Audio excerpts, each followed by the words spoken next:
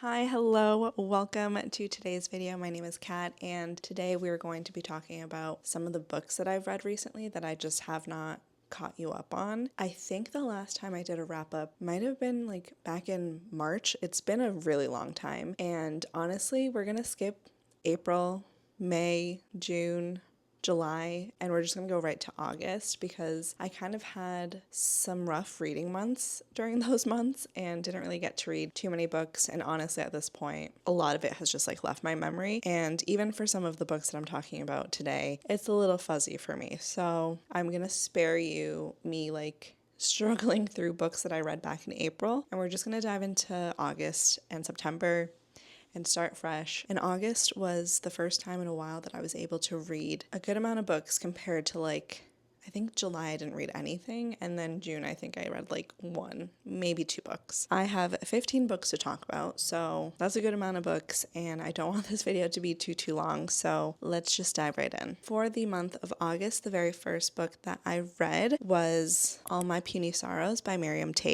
and this is officially the third Taves that I've read. And in this story, we are following our main narrator, Yoli, who has an older sister named Elf, or Elfrida is her full name. Her older sister has always struggled with her mental health and has had several attempts of unaliving herself. And so in the story, we are following as her sister has recently tried to unalive herself and her trying to grapple with that and trying to keep her family together while also trying to keep her sister from attempting it again. We also get a look into what it was like for them growing up and some of the mental health issues that kind of run in their family. This one is definitely heavy, so I do recommend checking the trigger warnings. I just really love Miriam Tave's writing and the characters that she writes. This is semi-autobiographical, which makes it feel even more heavy. She's able to sprinkle in humor to lighten it a little bit in such a beautiful way. There was an interview I watched where she was talking about her writing process of this one and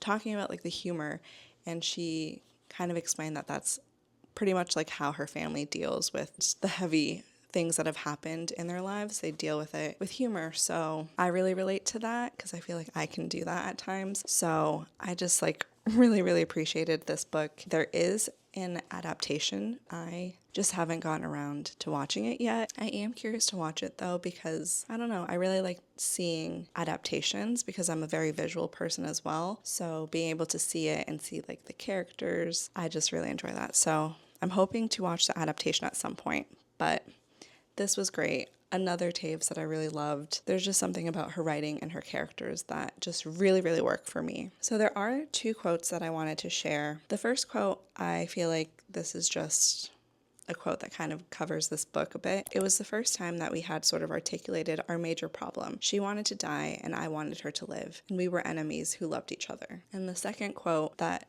feels like it really speaks to mental illness, generational trauma, and it's, where does violence go if not directly back into our blood and bones? So yeah, those two quotes really stuck with me. If you haven't read any Miriam Taves, I highly recommend. I feel like my lineup of the books that I've read in order of how much I've loved them, I feel like it goes Fight Night, All My Puny Sorrows, and Women Talking. I feel like that's the order for me. Okay, the next book that I read is My Brilliant Friend by Elena Ferrante, and this is one that I have been wanting to read for the longest time, and I told myself that I would start it in the summer, and I finally did. In this story, it basically starts off with Lena, and she is telling us the story of how she met Lila and how their friendship formed, and we get to see where the story starts between them. It's a lot about the complicatedness of female friendships, how confusing it is, how intense it can be, and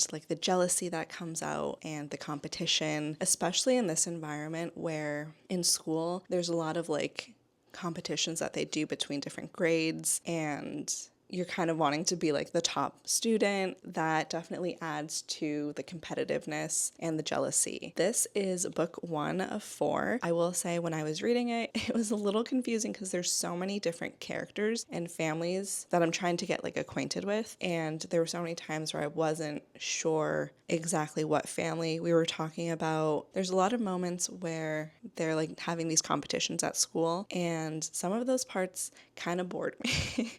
I don't know if it's because we were talking about school, but then there were parts where we were getting like the cheesemate of the neighborhood, and I was here for that. Like, I loved it. It really felt like we were just kind of like a fly on the wall, and we were getting to see like the messiness of all these families, the drama, the rivalries between different families, and I was here for it. This takes place in Italy, and I don't remember what year. Okay, in the 1950s, in a poor but vibrant neighborhood on the outskirts of Naples. So that's like the time frame that this takes place in. I'm excited to keep reading it because I think it's just going to get better and better the more we keep going and seeing like what happens with their lives, because once they're like in their teens a little bit more, that's when it like gets a little bit more juicy for me. There is a quote from this book that I feel like perfectly sums up this book, and I feel like when I read it I was like, this is it, like this is how to describe their friendship. So this takes place where Lena has gone away for some time, like I think it's over the summer, and she's kind of reflecting on that a little bit. She says, in that period it became a daily exercise. The better off I had been in Ashia, the worse off Lila had been in the desolation of the neighborhood. The more I had suffered upon leaving the island, the happier she had become. It was as if, because of an evil spell, the joy or sorrow of one required sorrow or joy of the other. Even our physical aspect, it seemed to me, shared in that swing. So I feel like that just describes this like constant like back and forth that they would have with like who had the upper hand, in a sense, like who was doing better, who was more beautiful, who were the boys interested in, and it was like constantly like tipping back and forth. I just really enjoyed this. I thought that this was great. The more I like have distance from it, the more I kind of like miss these characters, and I'm curious to see where it goes. I also did start like the TV adaptation of it, but I haven't finished. I want to do like the first season because I finished this first book, and then, you know, read the rest of the books and then watch the series. But I was enjoying the series. I need to just like dive back. Okay, the next book that I read was The Houseguest by Amparo Dávila, and this is basically a collection of short stories. In a lot of these short stories, I can't remember if it's all of them, but there seems to be some sort of like lingering shadow, evil shadow, but at the same time, it didn't always feel that way. So I went into this book thinking that I was going to be like terrified. I thought it was going to be real life things that are so spooky and like creepy and would make me scared to leave my house, basically. That's what I thought this was going to be. So going into it, I feel like I started off being so scared of like the first few stories, and I buddy read this with Kat. She like said a specific quote from this book and said it in like a funny way. I was no longer like freaked out by it. So there were some favorites, and I really liked the titular story, The Houseguest. I enjoyed that one a lot. Moses and Gaspar.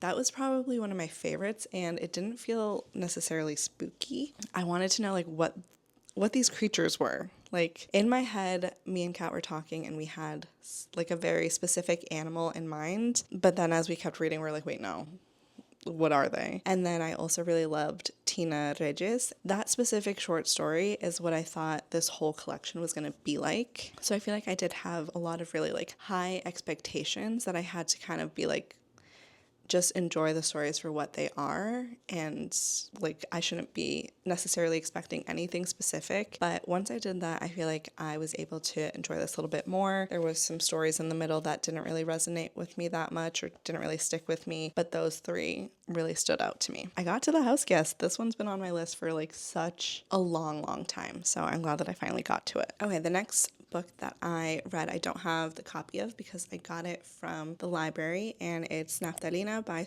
Otero. This is a graphic novel that I actually talked about in the video I made where it was like 2024 releases I'm looking forward to. It's called Mothballs in English, so it's going to be translated and released in English. I think it already was. I decided to give it a try in Spanish because I've never read a graphic novel in Spanish, but it feels like that's the way to go for me, especially if I want to like dive into reading more books in Spanish. In this graphic novel, we are basically following Rocio, and her grandmother Wilma has just Vilma. No, not Wilma. Vilma has passed away. She is left the house that her grandmother used to live in, so she goes to move her things in, and there are just like memories that exist within this house that she is reflecting on, memories that she has, but also going through her grandmother's things and realizing some things that may have happened in the past. And so we jump back and forth to the past where we follow her great-grandparents as they have moved from Italy to Argentina because they have to. So we see what it was like for Vilma growing up as she meets her husband, as she gets pregnant. Definitely covers like that intergenerational trauma, grief, and also Rocio coming to terms with like how similar she is to her grandmother, because they did have a really complicated relationship and I feel like they didn't really understand each other that well. I really enjoyed this one. I had to keep reminding myself that this was not a memoir because it felt like a memoir, but it wasn't. And the artwork of it was really, really beautiful. I don't think I took any pictures while I was reading it, which I wish I would have, but if I can find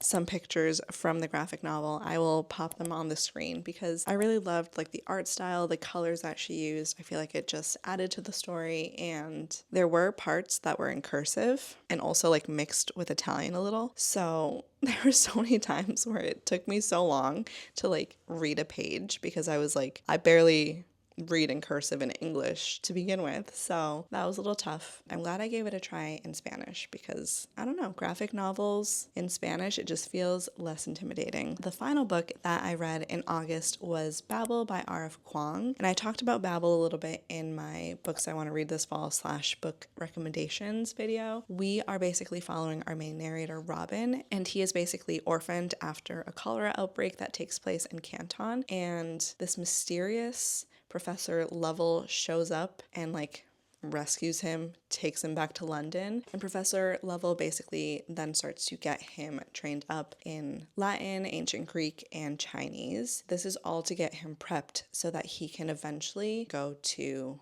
Oxford, specifically the, what is it called? The Royal Institute of Translation, aka Babel. Professor Lovell is really, really pushing him towards this, and Robin, of course, is like, well, this is like a great opportunity. He really wants to work hard to try and get in. There is like this magic system with silver where I can't really explain it because I didn't like fully understand how it worked, but it basically has to do with like translations using one specific word. So silver is like very important to them, and they use it for like so much, like building things, making things work a specific way. It's used a lot. Robin, while he's at Babel, he is learning a little bit more about silver, who gets to use silver, who is affected by silver. We see him make friends at Babel. It's got dark academia, which I didn't think I would be into. Something about R.F. Kuang is she can really like pull me in, and I don't want to stop reading, and I just like really love her writing overall. I have read Yellowface, but I haven't read the Poppy War series, and I definitely need to get around to it because I just know that I'm gonna love it. I really loved Babel. I will say the pacing towards like the middle, it felt like it was dragging a little bit. Like I feel like that part I kind of wanted to get past, but overall I really enjoyed it. I'm glad that I gave it a try because I really didn't think that I was gonna love it. And the audiobook is excellent. If you are an audiobook listener, I highly recommend giving it a listen because that was so good. Whatever R.F. Kuang writes, I am going to pick it up.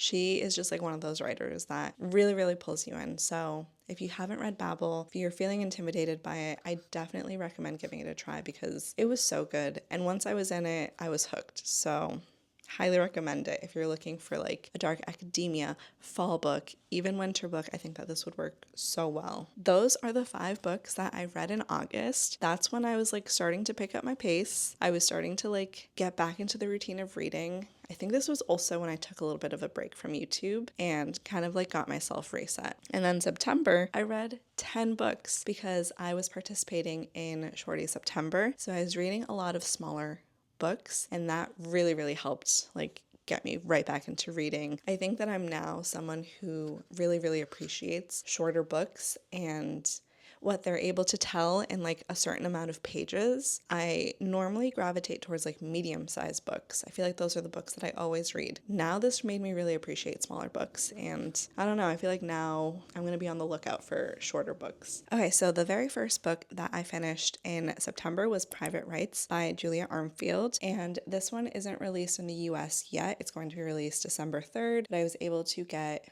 an arc through NetGalley, so that was really exciting for me. But we are basically following 3 sisters, and they have recently lost their father. He has passed away. They have very complicated relationships with their father, as well as complicated relationships between the 3 sisters. 2 of the sisters have the same mom, and then the other sister has a different mom, so there's a little bit of distance between those 2 sisters and the youngest sister. I feel like the older sister is trying to like kind of get them together to talk about things, and it's just a little hard for them.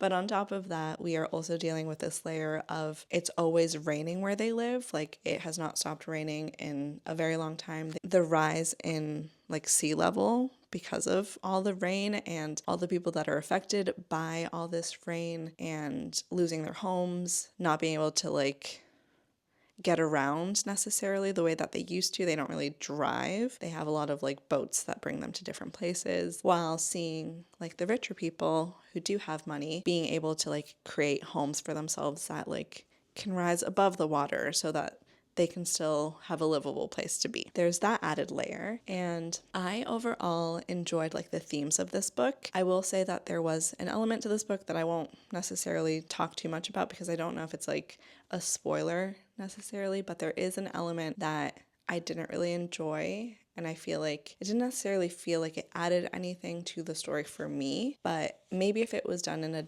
different way, maybe I would have enjoyed it a little bit more. I'm not sure. But Julia Armfield's writing is absolutely beautiful. I love it, and I love how she's able to create like such a specific atmosphere. It felt so damp, so moist, so cold and gray. Like she is able to do that so well, and like that's what I loved in her other book, Our Wives Under the Sea. I also just enjoyed the sibling relationships and seeing how they would interact and the feelings that they would deal with. I just really enjoyed that insight into each of the sisters. I don't think I mentioned it, but we do get different perspectives throughout the book, so we switch POVs between the 3 different sisters. We do also get some other people's point of views, and I feel like I love when there's multiple points of views.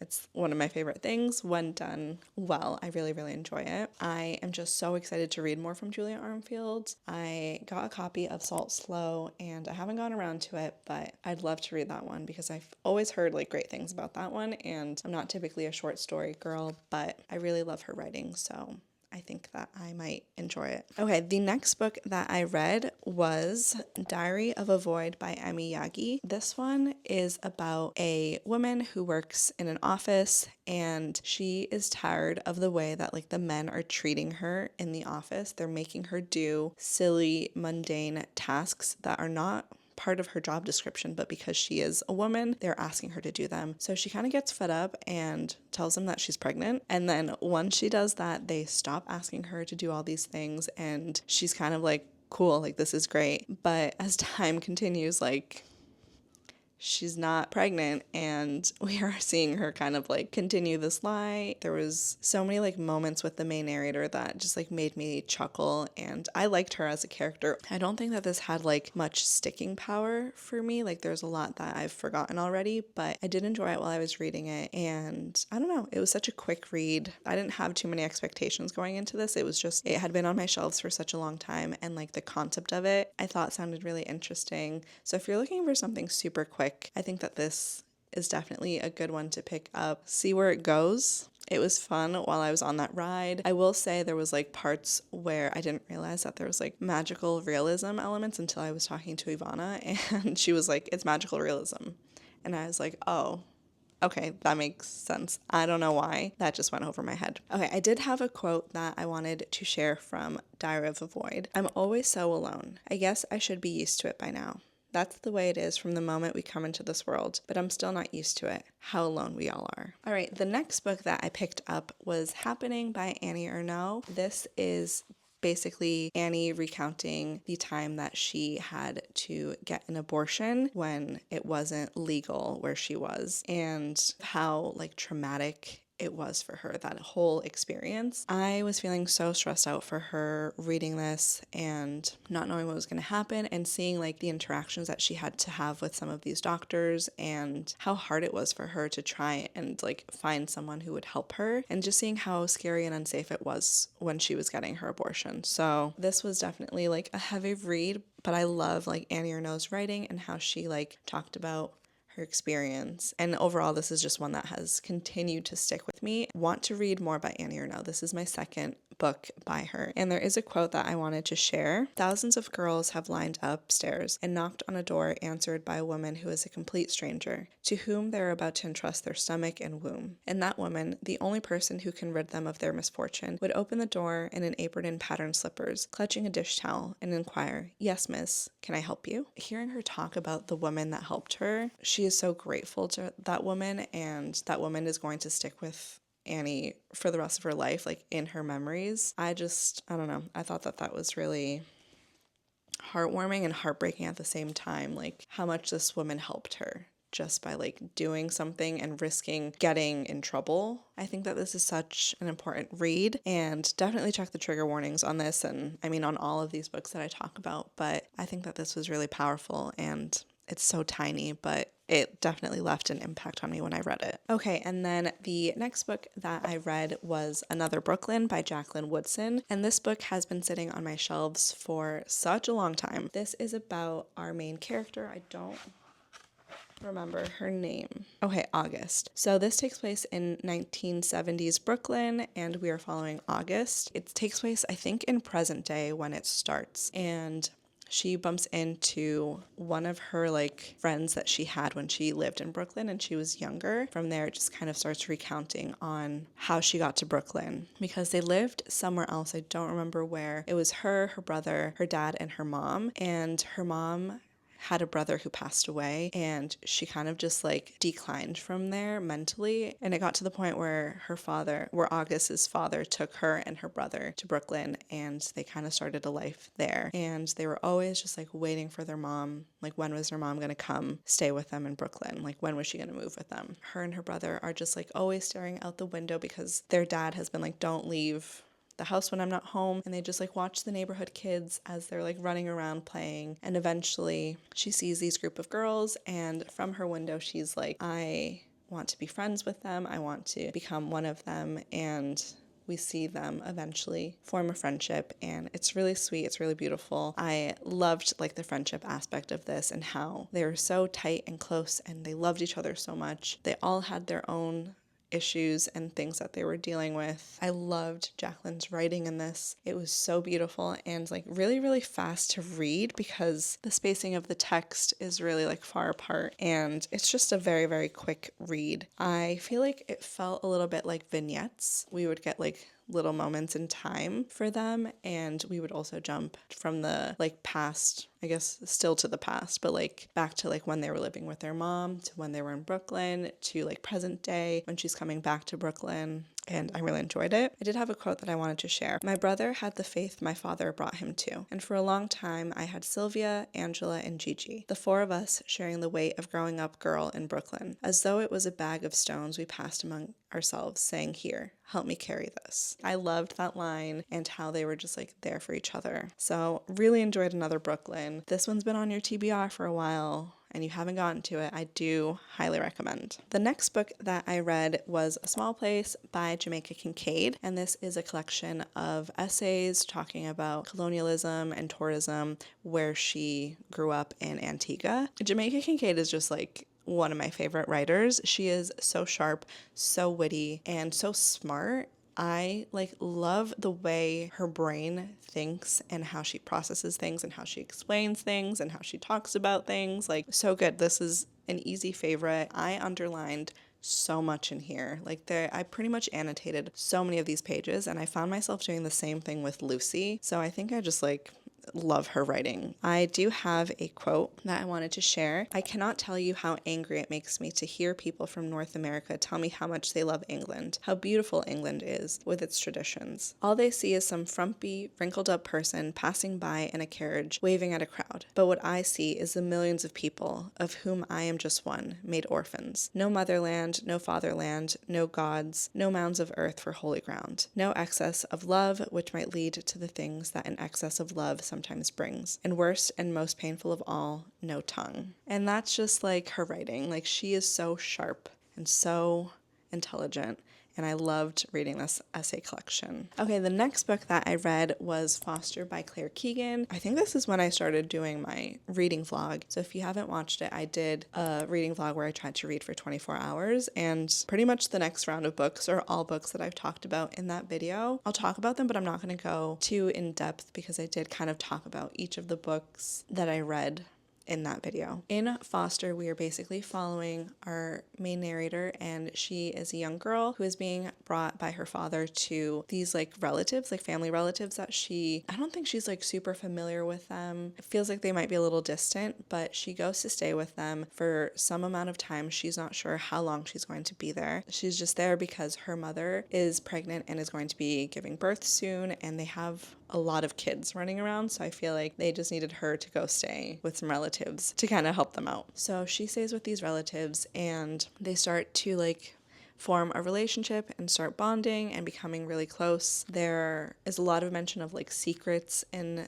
this book. A few times when I was reading this book where I was like, is this going to take a weird turn? Is this going to get scary? But it is such a short book, and it really packs a punch with the emotion and what you feel for the little girl and the family that she is staying with, the husband and wife. I am just so excited to read more by Claire Keegan. I really want to read small things like these because I know there's also going to be a movie adaptation for it. And I think some people were telling me that there was also a movie adaptation for Foster. So I still need to watch that. I really, really enjoyed this one. And there's the end scene that I just keep thinking about. Yeah, I'm so glad that I read Claire Keegan, and I'm excited to read more from her. Okay, the next book that I read was When the Emperor Was Divine by Julie Otsuka, and this is basically about a family who is getting notice that they need to leave their home, they need to evacuate and go to these Japanese American internment camps. So they don't know where they're going exactly. They are just following the directions, leaving with everyone else that's leaving, and having to deal with leaving their home behind and getting rid of things. And the mom is with her two children. The husband has been taken by the FBI, so he was arrested, and the family's not sure when they'll ever see him again or how long he's going to be away, and they also don't know how long they're going to be in these Japanese internment camps. We see them before they get to the internment camps, while they're in the internment camps, and then the aftermath of them being able to go home. And this is the first book I've read by Julie Otsuka. It's also her debut, and I thought that this was an excellent debut. There's something about her writing that felt really dreamlike in this book. Also, she doesn't name any of the characters, so we don't know their names, which I feel puts a little bit of a distance between you and the characters. But also, I kind of wonder if she did that intentionally, if she didn't want to set a name for these characters, because it could have been any family that this happened to during this time. And I don't know, I really, really loved her writing and the style choices that she made in this. We get a little bit of perspective from different members of the family. I don't think we get the father's perspective, if I'm remembering correctly. I specifically really was affected by the son's point of view, because he kept thinking back on his father and what could have been done to prevent his father from being taken away. I just felt so bad. I'm so curious to read The Buddha in the Attic because that takes place before this one. So this book starts when The Buddha in the Attic ends. I'm very curious to see the prehistory of this one. I will definitely be reading more by Julie Otsuka. I absolutely loved the writing style in this, and the choices that she made worked really, really well for me. I thought that this was great. The next book that I read was Elena Knows by Claudia Piñero. This book is such a standout. I think it's going to be a favorite of the year. In this, we are basically following Elena, who has lost her daughter. Her daughter was found hung in the church, and Elena just knows and believes that her daughter would not have done this because of some specific details about that day. So we're following Elena, and she has, I think it's Parkinson's disease, if I'm not mistaken. So she has to kind of navigate some of her physical limitations, and her goal is to go visit this lady, Isabel. I think it's Isabel. She wants to go to her because she thinks that she'll be able to help her with figuring out what truly happened with her daughter. And we're seeing a little bit more about Elena finding out about her diagnosis and the impacts that it's had on her daily life, and having to see like the complicated relationship that Rita had now with her mother, being her primary caretaker, seeing what that was like for her and how hard it was for both of them. So yeah, we see themes of like motherhood, grief, dealing with changes in your body, dealing with like being a caretaker. Like there is so much that's covered in this book, and I think Claudia did it so well. And I did have a quote that I wanted to share. What's left of you when your arm can't even put on a jacket, and your leg can't even take a step, and your neck can't straighten up enough to let you show your face to the world? What's left? Are you your brain, which keeps sending out orders that won't be followed? Or are you the thought itself? Something that can't be seen or touched, beyond that furrowed organ, guarded inside the cranium like a trove. I am obsessed with the writing in this. I want to read more. I have a feeling that she's going to be like a favorite author. She, I feel like, deals with these heavier topics while also there's like humorous bits that made me laugh. This is like kind of a perfect book for me. This has everything that I look for. The complex characters, seeing different like complicated relationships, dealing with heavier topics, and also sprinkling in the humor. Like this is like a perfect book to me. Do you have a special guest? Nope. She said I don't want to be interviewed right now. There we go. What do you have to say? What do you have to say? She has nothing to say, nothing to report. She just wants to sleep. The next book that I read was Worry by Alexandra Tanner, and this is not a shorter book. I think it was like a medium-sized book. It's about these two sisters, an older sister, a younger sister. The younger sister has moved in with the older sister in New York. The older sister does not want her to stay. The younger sister's kind of like trying to find a job and trying to get settled and figure things out. So in the meantime, she's staying with her, and they constantly are at each other's throats. They have a very complicated relationship with their parents. The mom is like the absolute worst, and they're always like fighting. Everyone's always fighting. That's kind of it. Like there's not necessarily like a plot. We are following them. Yeah, I don't know. I don't know if you can tell, but I just like did not enjoy this book. I listened to it on audiobook, and the audiobook kind of gave me a headache. Just like didn't enjoy my time with it. I don't know. It just felt like I was reading a book where they were fighting all the time, and it just wasn't something that I was like super interested in. I was watching a video by Chanel Chapters where she was reading a bunch of different books, and Worry was one of them, and she reminded me about like the ending that I totally spaced on, which I don't understand how I did, because it was like really gruesome, and I don't understand exactly why it ended on that note. So like to top it all off, like they were always bickering, and then the ending happened, and I just like did not like it. Don't have too much else to say about it.